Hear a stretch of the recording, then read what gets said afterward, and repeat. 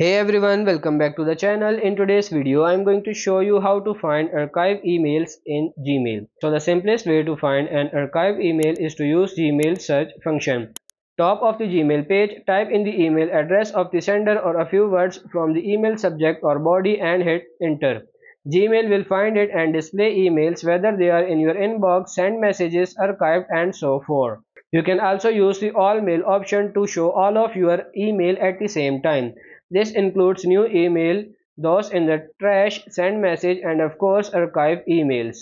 To show all of your emails, click on the more option located in the column to the left of your email or email list.